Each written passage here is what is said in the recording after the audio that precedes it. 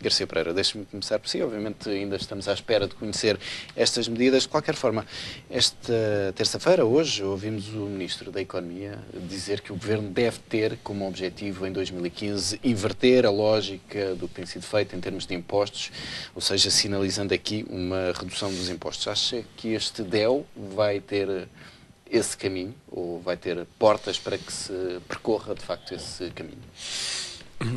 Boa tarde, antes de mais, permita-me só duas brevíssimas notas prévias.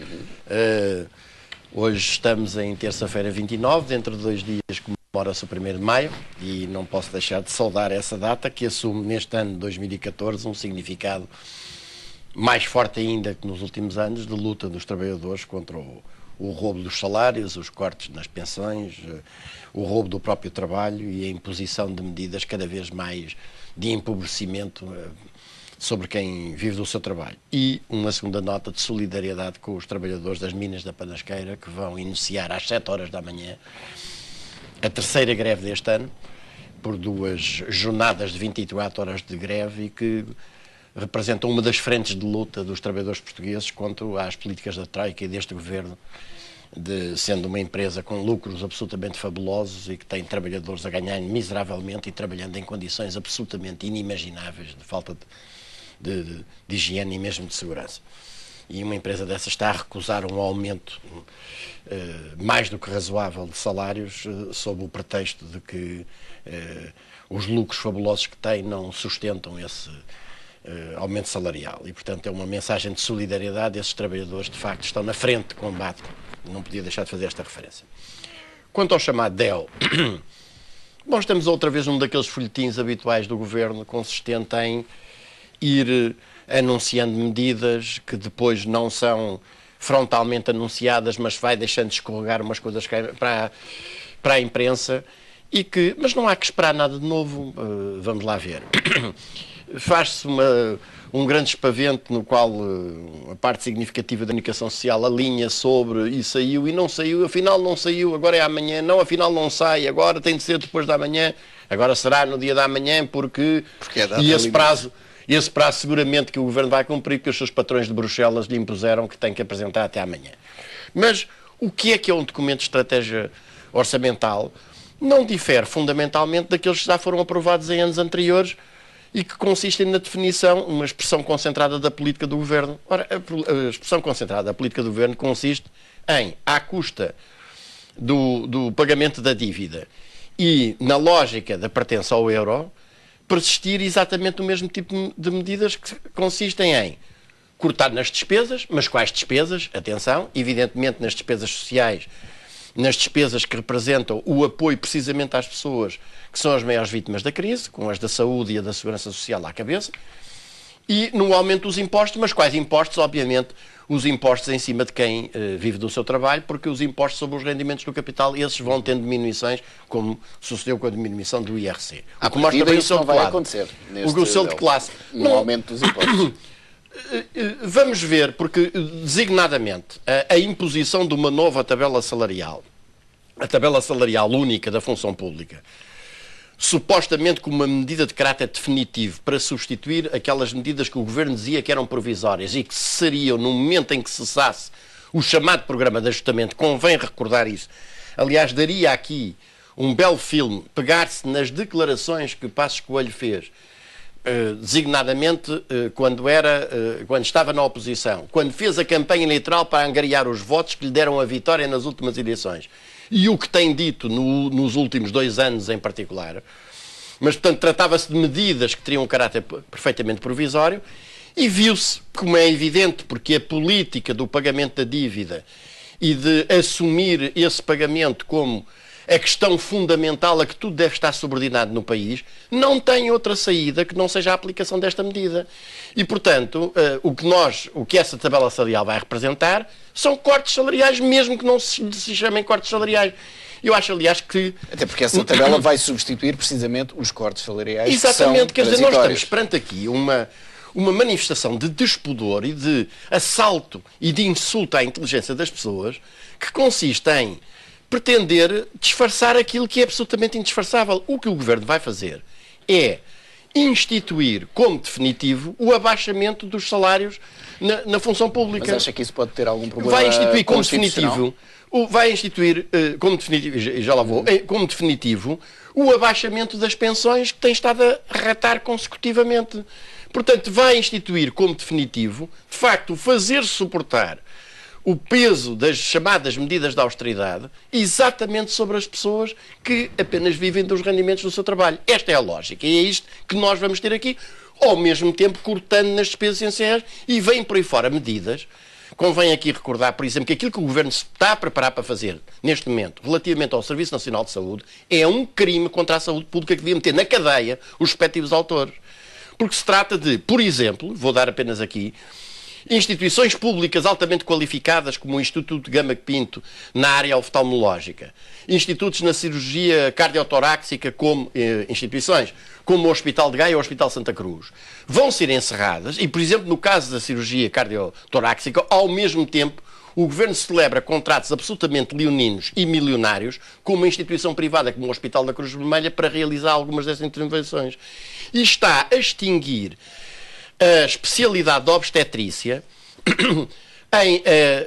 num plano que se prevê ser levado a cabo até ao final de 2015 em cerca de 3 dezenas de hospitais, o que significa o encerramento das maternidades respectivas. E, portanto, é por isso mesmo que nós estamos a ver índices, tanto nos orgulhamos de ter construído no pós-25 de abril de 1974 com o Serviço Nacional de Saúde, como, por exemplo, o da mortalidade infantil, começarem a subir outra vez. Portanto, não tenhamos a menor dúvida que o que está aí preparado, até para procurar cumprir a meta do déficit para este ano, não é outra coisa que não seja medidas agravadas do mesmo tipo de política que o Governo tem praticado até aqui e que não conduzirá a outra coisa que não seja ao empobrecimento, à fome e à miséria do número crescente de portugueses. A definição de um plano estratégico para a saúde, um plano estratégico para a segurança social, um plano estratégico para a produção, para nós produzirmos, para não termos que importar e para produzirmos produtos transacionáveis que sejam competitivos no exterior, é evidente que nenhum desses objetivos é atingíveis com a lógica da pertença ao euro, porque a lógica da pertença ao euro é a transformação do nosso país, de um país independente com 800 anos de história, num protetorado dirigido por uma troika de estrangeiros, em que não tem nenhuma capacidade de decisão. Luís Gomes, deixe-me. Não é misturar nada alhos com bugais, é pelo contrário. É rigorosamente aqui que existe o problema. O país não terá nunca nenhuma liberdade de decisão sobre nenhuma matéria enquanto pertencer ao euro. E não terá nenhum meio disponível de significativo realce enquanto aceitar a lógica da pertença ao euro do pagamento da dívida. Com o elevado montante da dívida que nós temos neste momento, que vai, recordo, em mais de 220 mil milhões de euros e que aumentou qualquer coisa como 75 mil milhões de euros desde a ajuda da Troika e que se prevê que em setembro deste ano atinja os 140 mil milhões de euros e que os juros a pagar atinjam os 9 mil milhões de euros anuais, é evidente que Portugal nunca pagará a sua dívida pública e, pelo contrário, se tornará num país crescentemente endividado em que todos os recursos que vão ser buscados aos mesmos são canalizados para a lógica do pagamento da dívida. E, portanto, é aqui que está a raiz do problema. Agora, em relação à saúde, já agora, para responder ao meu amigo Luís Gomes, eu diria que o plano estratégico para a saúde que o governo dele tem é eliminar... Governo, todos os portugueses. Não é meu. Nem é da esmagadora maioria dos trabalhadores e dos cidadãos portugueses, como se viu, aliás, muito recentemente. As modalidades de estomatologia e endocrinologia são absolutamente excluídas dos hospitais públicos. Os hospitais pediátricos, os hospitais pediátricos são eliminados, desaparecem da lista dos hospitais públicos, hospitais como os da Nadia, Cantanhede e Ovar. E fecham-se as especialidades de obstetrícia que conduzem ao encerramento da maternidade em hospitais, as maternidades Porto Alegre, Beja, estamos a falar do interior do país, Porto Alegre, Beja, Santiago de Cacém, Covilhã, Leiria, Aveiro, Figueira da Foz, Guarda, Castelo Branco, Barreiro, Montijo, Setúbal, Torres Vedras, Caldas, Abrantes e Torres Novas, Santarém, Madura Sintra, Guimarães, Famalicão, Feira e Oliveira das Meias, Póvoa do Varzim, Vila do Conde, Barcelos, Matosinhos, Viana do Castelo, Bragança, Mirandela.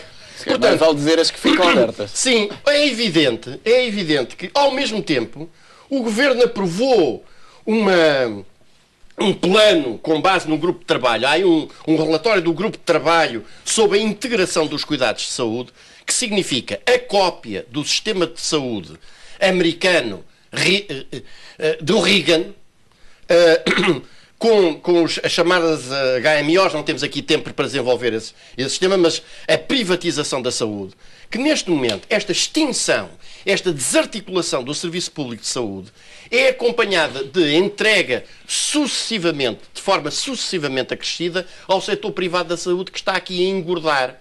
E o setor privado da saúde, neste momento, já assegura qualquer coisa como 25% da totalidade das consultas em Portugal e mais 10% dos serviços de urgência. Portanto, o que está aqui em causa é destruir, desarticular o Serviço Público de Saúde para dar a comer ao Grupo Espírito Santo e ao Grupo Melo e às suas instituições neste setor, em detrimento, obviamente, de quem não tem dinheiro para pagar a saúde privada. E, portanto, é isto, o DEO.